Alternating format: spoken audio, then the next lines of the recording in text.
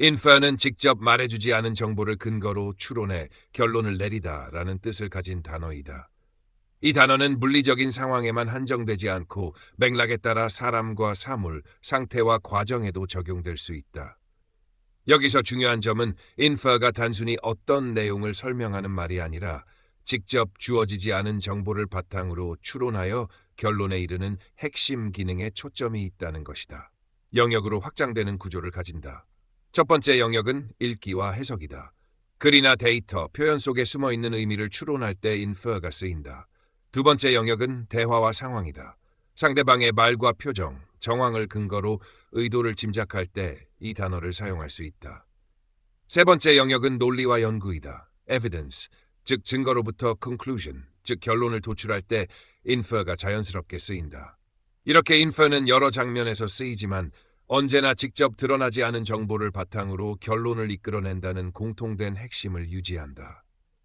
비슷한 단어들과 대비해보면 의미의 경계가 더 one, I inferred he was angry 라고 하면 그의 말투를 근거로 화가 나 있었다고 추론했다는 뜻이 된다. 여기서 guess는 근거가 약해도 가능하지만 infer는 반드시 근거가 있어야 한다는 차이가 있다. 대화와 상황의 영역에서 I inferred the answer 라고 할 때는 추론한 쪽이 듣는 사람이라는 점이 중요하다. imply는 말하는 쪽이 암시하는 것이고 infer는 듣는 쪽이 그 암시를 바탕으로 추론하는 것이다. 논리와 연구의 영역에서 we can infer a trend from the data 라고 하면 데이터로부터 어떤 경향을 추론할 수 있다는 뜻이다. 여기서 prove는 확정적으로 입증하는 것이고 infer는 근거를 바탕으로 합리적 결론을 내리는 것이라는 차이가 있다. 예문을 통해 보면 infer의 쓰임이 더 분명해진다. You can infer his age from 이를 추정할 수 있다는 뜻이다.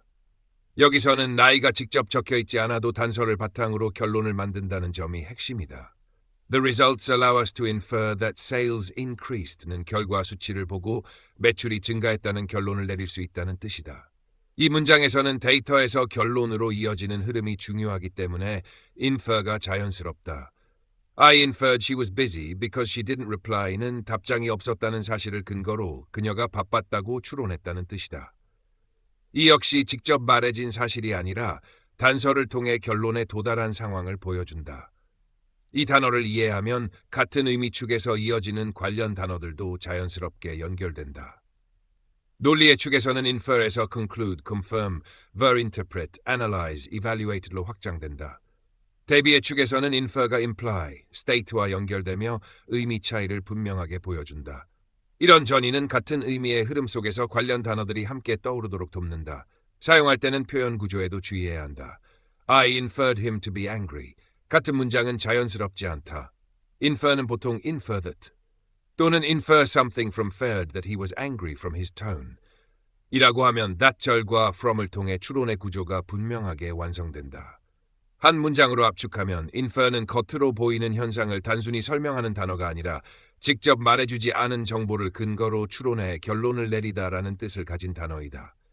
이 단어와 함께 자동으로 학습되는 묶음에는 infer, inference, infer tc, assume, imply, interpret, evidence 이런 단어들은 infer의 의미를 추론, 해석, 논리, 근거의 방향으로 넓혀 이해이